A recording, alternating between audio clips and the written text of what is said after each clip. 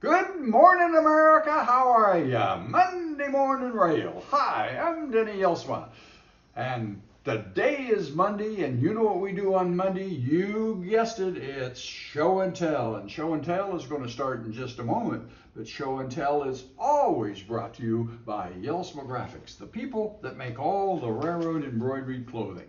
And you just go to Jelsma.com, that's Jelsma, for all the embroidery needs, jackets, hats, caps, shirts, club shirts, you name it.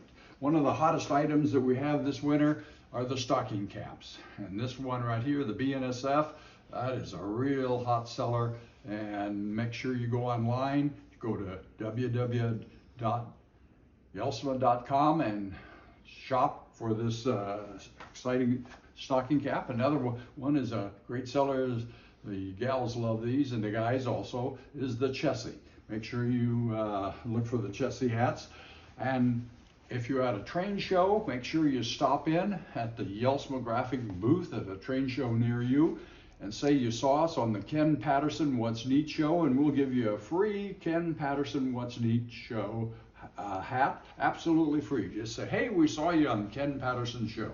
And now, with all that being said, show and tell is going to start right now. Show and tell starts right now, and I'm really excited about this show and tell because we're at a good friend of mine that I've known for 20 years and very close to my heart. We're at Dennis Larson's house.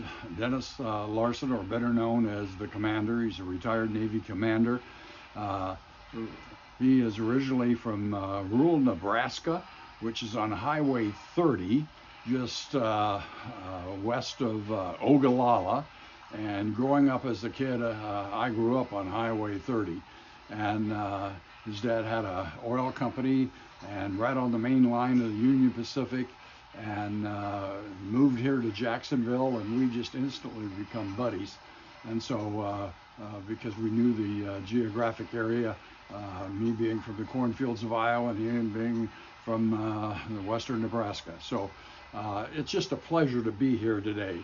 And so the Commander is, you know, one thing that's I find that's very common, and when you find really a quality layout, you find a quality individual, and the Commander is a real accomplished man. He spent something like 8 years as the press secretary to the governor of Michigan, and a very accomplished man in the insurance business, and now he's retired and he gets to enjoy his trains, and he's just a quality guy. And so with all that being said, I want you to meet my good buddy, Dennis Larson. He has a great first name. Can't live up to it, but you're right. And from Nebraska. So, Commander, tell us about this beautiful layout. Every time I come here, I'm just fascinated. And so, it's actually my third HON3 or HO narrow gauge layout. In Michigan, I had a small one based on the San Juan Central that was publicized in Model Railroader. And then I came down to Florida and lived in Cape Coral, enlarged it, learned a lot. And then I moved up here about to 2005. I think that's the way now. Yeah. And at about the same time, I was considering getting out of HON3 because there wasn't any really reliable engines unless you did a lot of work and converted expensive brass. Yeah. But Soundtracks came out with a subsidiary, Blackstone. Yeah. And most of the engines you see here are Blackstone, and they have sound, and they just cannot be better. They're reliable. They have all-wheel pickup, and when you're running on a small track like this, you need to have as much energy coming in the wheels as possible. Yeah. And they work pretty good.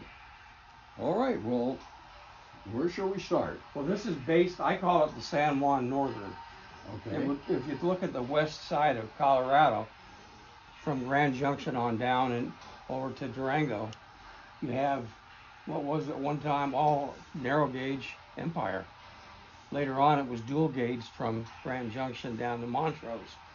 And that's sort of where my railroad plan starts. Basically, we got a point-to-point, 2 loops that are dual gauge.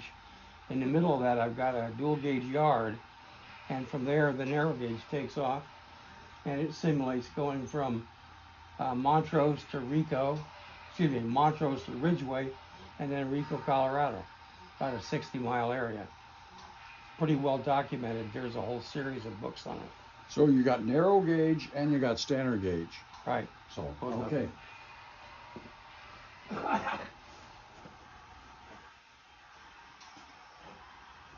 So for instance, you know, I'll get back over here and you can take a look at things. This being the dual gauge yard, where you can see what looks like a Lion Hill track, but it's not. The dual gauge, the narrow gauge is on one side or the other. Now what code is this? That's to be code 70 primarily. There is some code 55, but 70 is the most reliable. Most of these turnouts are made by Shin O'Hara, which is now sold, I think, mostly by Walthers, but hard to find. And you have your manual eBay switches. is your friend. A lot of them are manual like that. That gives you also polarity control with the frogs when you do it that way. Okay, now you have HO and then you have HO and 3. Okay. It's not the same as N gauge, like a lot of guys get confused. They look at it and say, oh, that's like N gauge. Well, it's not really. You can see a train here. It's actually a lot bigger than N gauge. What number is that? 346? Yeah. Okay, well, Now what operating system do you have? this is NCE. NCE. Well, Ken Patterson he'll like that because that's great.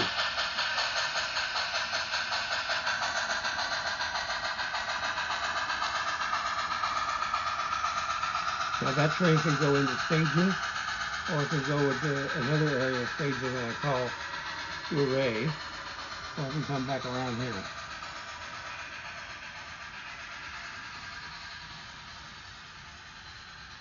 I think it'll be coming around here, but I can't quite remember.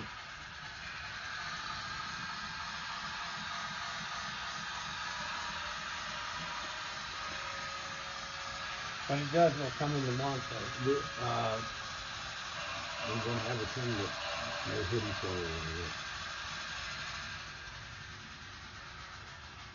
Okay. See, I forgot what was on the train. Boy, this is absolutely Grain Belt beer. I remember that. That's a Midwest beer. Now, what is this train here? Well, that's a typical narrow gauge passenger train pulled by what they call a C19 consolidated locomotive. I can bring that down into the yards here at Montrose, or Ridgeway rather. Now, I know you have a K27. Where is that? I've got 4 of them. Is that a K20? That's a 2026. Okay. It happens to be an old brass one, by the way. Uh-huh. That could be a dirty track there, but I'm not sure. Anyway, let me go and see what this other area is where we might have had a head-on collision. Usually when I have operators, I have like 2 operators, and then I'll be the troubleshooter.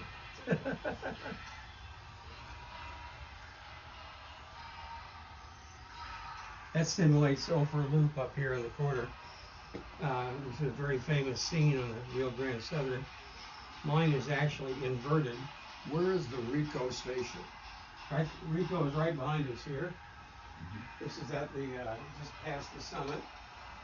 Oh, that right here. Okay. Yeah. AHM made a station like that, didn't they, years ago? That is the AHM. Okay. It's a good stand-in. There's a lot of expensive kits for that as well. Now, over in Ophir, I had a stand-in as well, but now I've got a Bantech kit, which was quite a nice addition. Okay, this is a K27 you're talking about. I know when I made some logos for Jackabacks, I asked you about all of these, and you insisted that I do a K. You did a K, I think, yeah. Yeah.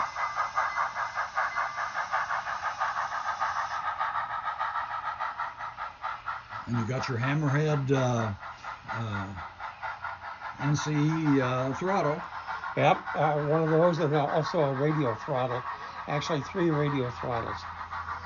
The radio receiver's in the middle of the island here. I know you've tried to convince me to switch over to that for years. It's so easy to use. This has really been, it's like plug and play. I've had it for 15 years. When I had the radio throttle, I had it a few years ago. I just plugged it in, it was already preset, and then I was operating without wires. Well, that's a testimony for NCE for sure, right? Yeah, definitely. Okay, so this is what kind of a section of the... Well, this turns out to be the junction area, because the train going down this line will go back into the Montrose dual gauge yard we just saw. Coming down this line, it'll go into what I call it URA, but it's actually staging. Uh-huh. And then it'll come out of staging through either here, coming back from URA, or down here, coming from Grand Junction. Grand Junction, Colorado. Yeah, those switching and storage tracks back there represent I really that. like this snow shed. This is... That's a Jeff Barker product. Oh! Yeah, we did one here first before they were, and then he did a bunch of them for the club layout. Uh-huh. I will bring you a train out through here. Excuse me about it.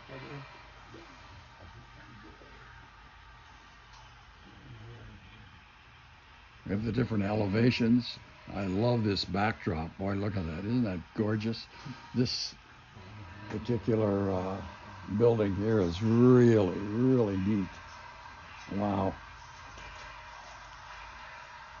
Absolutely really neat.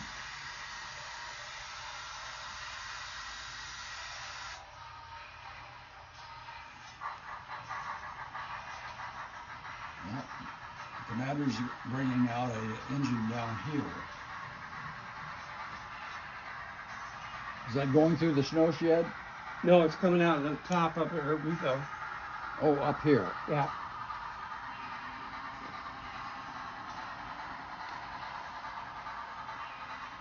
Now, every time I look at my layout, I see Dennis Larson, because remember when you came over to my house and We did some scenery. you taught me how to make scenery for the very first time. And so if anybody looks at my layout, they see Dennis Larson. I remember I had a big extra foam hill mountain, and we put that in as a divider for you. Yeah, yeah. And so I am beholden to you. There's no question about that.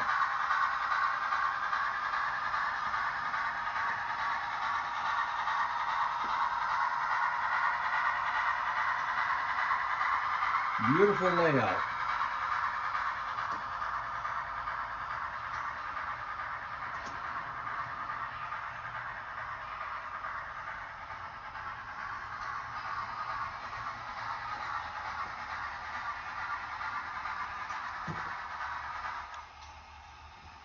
So up here we're at Red Mountain.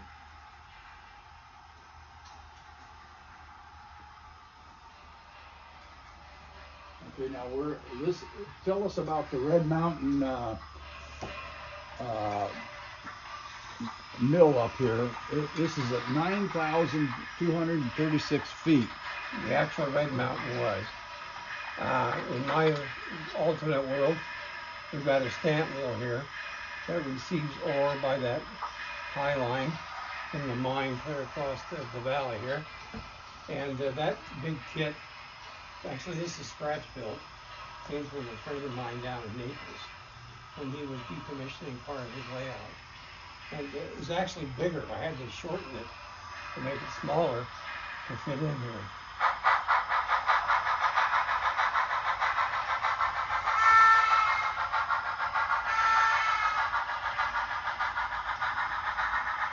Let me ask you this, Commander. here you grew up on the main line of the Union Pacific, the Transcontinental Railroad. Exactly. And seeing all these beautiful Union Pacific trains, what made you go into the narrow gauge? Or what was the motivation?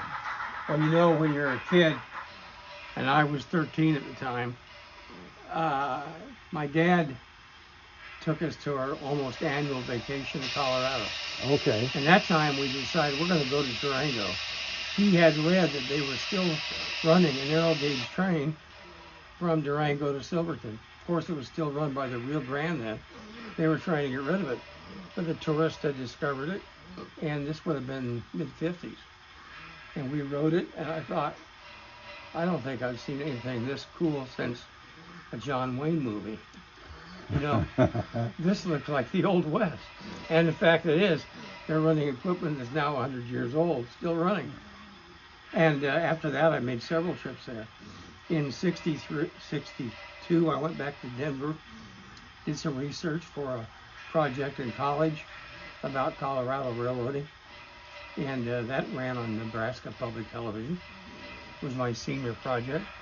Then I went into the Navy on the way out to California, on the way back for leave, on the way out again, and then on the way back after my 2 years were up, we stopped and done narrow gauge. We followed the abandoned railroads in Colorado and rode Durango and Silverton again. And the rest is history. About 1980, I said, well, hey, I realized the state of Colorado got together with New Mexico and they preserved another 60 miles. The Krumers and Toltec. Yeah. And that's where they run the big K-36s. They do have one K-27. And it's the former Gene Autry movie, locomotive, by the way. So, yeah, I've done work sessions out there as a volunteer, done some videos from there and everything. And so, and to hear you're a guy that watched the big boys go through your town, the big turbines. Every 15 minutes, I got bored with it, I guess. And so you chose this, which that is really neat. And this is absolutely okay. So what is this right here? This is Ridgeway. This is Ridgeway, and it's at 7,000 feet. Yeah, and the trains were coming from Montrose, where they had interchanged with the Rio Grande. They would come up to Ridgeway and start the rest of the climb over Lizard Head Pass and then down to Rico. And ultimately, this is one of the divisions. Ultimately, this railroad got to Durango. So it became a narrow gauge circle. Uh-huh. And before 1950, you could go out to Colorado and ride 400 miles or more of narrow gauge in the narrow gauge circle. Well, and so now we leave here at Montrose, and the height up here, the highest point on your line is 10,250 at Lizard Head. Yep, that's a photo panorama that I took on one of the few clear days where there's almost no clouds. I think I did it with Instamatic camera. And I brought the thing back, went to a sign company on Jack's Beach, and they pieced it all together. And I remember that. Yeah, then we came and put this up. Yeah. I had to have Lizard Head, and it worked out pretty good. Oh, good. Singly goes up to the... And then back over here. Well, that's the other side of what is really a reverse loop. And it comes out from what I call Telluride back into the main line. And then what is this? What is this fall right here? Well, the area to the right, with the other cars on the middle level, that's Vance Junction. Vance Junction was, in fact, about where the Telluride branch took off from the Rio Grande Southern. And this is one of the main things there. It was actually the section house. And that was the coal tipple, which has been restored by the Forest Service, as a matter of fact. Well, big. Yeah, it still exists. Now, you got some mountain climbers. You came over and visited once. You said there's no people on the layout. Yeah, and I got to tell you. And I said, okay, I'll put mountain climbers, because my youngest son is an international guide based in Telluride. I remember Martha said that, and she said that when you're at a show, make sure you get some mountain climbers and give to Dennis. And yes, Yeah. so that's my child bride has got an influence on this railroad here. So, and now explain to us about this back. Oh, the main bridge at Ophir Loop was like 440 feet long. This one is a scale 400 feet long, and it's straight. The prototype had a slight curve at the very end. It's hard to model, so I didn't do it. Okay. Didn't need it. And then this ore tipple and depot is typical of what it looked like at Ophir Loop. I added the water tank because I had several water tanks in my repertoire. And by the way, that water tank was built while I was on the ship anchored off Vietnam. Wow. That was my part-time job. Well, you are a commander, so. Well, at least I had an officer's quarters and a desk to work at. Yeah. So that was sort of cool. I like this bumblebee scheme, they call it. Oh yes. And this is a model of the one that was destroyed in the movie Denver and Rio Grande. Okay. You can watch that on YouTube sometime. Now, what river is this? Well, I can't remember what they call the river up there, but there is a river that comes under Ophir Loop, and I think mine's a little bit bigger than the real one, but so be it. And then this yard over here. Well, that's a sort of an add-on. Came on after I've been building for several years, and I inherited this from the club at the beaches, and I thought, well, I can use that turntable and roundhouse. So I designed a yard here. Oh, I see Jeff's box. He made all made this some of those, yeah. Yeah, that was really nice of Jeff to do that. So this becomes my. Actually, you can, if you don't have so much equipment on layout, switch trains in there. But right now it's more of a storage area, and I've actually thinned that out recently. Well, Commander, we just thank you so much for allowing us to come to your house and you show us this beautiful layout that you've spent years and years. And to me, it's just an honor. It's an honor to know you. You're just a quality guy. And, thank you. I appreciate it. And good to have you here. And so now, with all that being said, that's just the way it is. And we're at the world famous Dennis Larson's San Juan Northern Railroad. That's the way it is.